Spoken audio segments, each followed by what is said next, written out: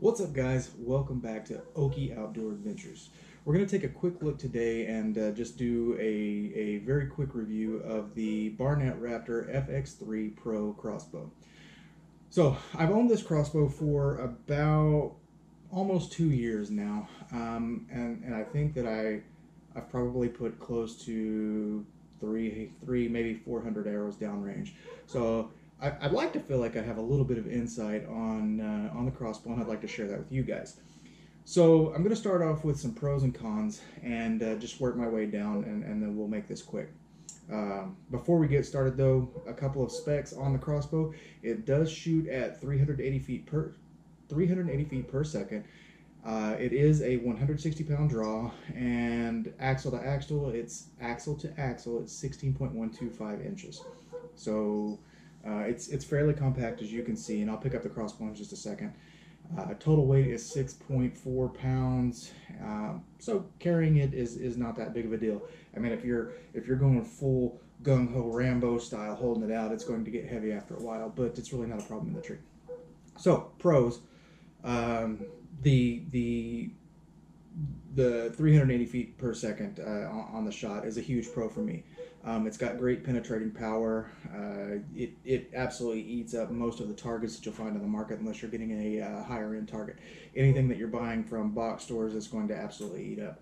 But in that regard, it also does the same to deer. So it will very easily penetrate, and it takes care of business. Let's just leave it at that.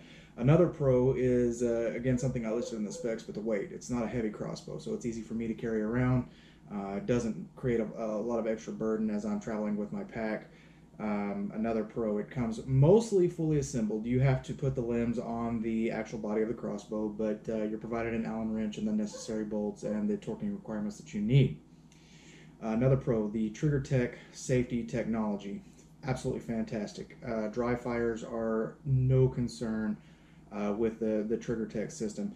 I think it's called the 3-pound zero creep system, but it's absolutely phenomenal. You will not be able to dry fire the bow unless you have an arrow in which case it's not really dry firing, right? So the cons right off the jump is this standard Barnett 4x32 optic. I don't like it. You may find it to be okay. It's just personally not my favorite. I don't particularly care for it. Second con would be the rail space for the quiver. Quiver is kind of cheaply made. It's super ultralight plastic. I find that it bends and twists very easily, and I worry about sometimes, especially when I'm using mechanical broadheads, that they're going to come out. So that's a huge con for me. Third con, I guess there's some trigger noise. I don't really see it, but people have said that they can hear some trigger noise. Is that really a con? I'm going to leave it there just because it's been brought up a couple of times when people shoot with me, but I don't really think it's that big of a deal.